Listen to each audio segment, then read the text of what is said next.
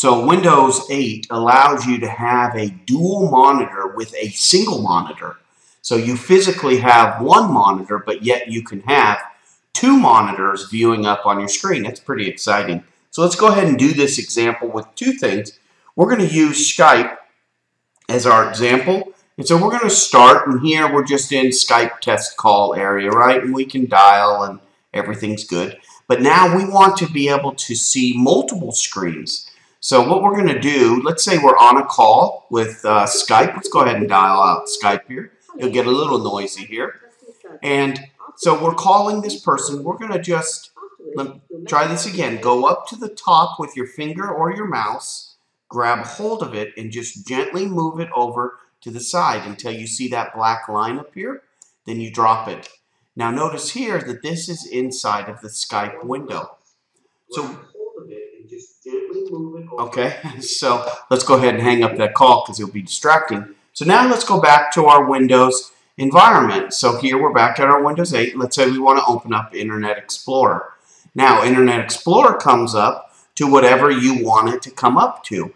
Notice here that I'm on with Skype, and now we can go ahead and look up YouTube, for example, and we can actually be streaming video here and listening and talking on a Skype call here. Now when you have video, I'm not going to show you how to do that, but when you're in a video Skype call, your video actually, your face appears here, their face appears here, I think. You get them, but you get to see both faces over here in this column. The one thing that you do need to be aware of is that this is bandwidth required, right? So if you're on Skype and you have a low connection to the internet, low internet speed, you'll want to be careful using the browser and anything that has streaming video and things with Skype going at the same time. You'll notice an impact with your Skype. So to expand the Skype window, we just simply drag this back over again. Now when we drag it back over, we get a fuller view of our Skype, and then we also get to see all our other applications that are running in our Windows desktop. So if we click, for example, on Visio, here we see Visio. Skype goes back where it wants. Now we can, of course, shrink that again and see that over here. Right? Oops, I did the same example. And whatever, right? And here's Firefox, for example.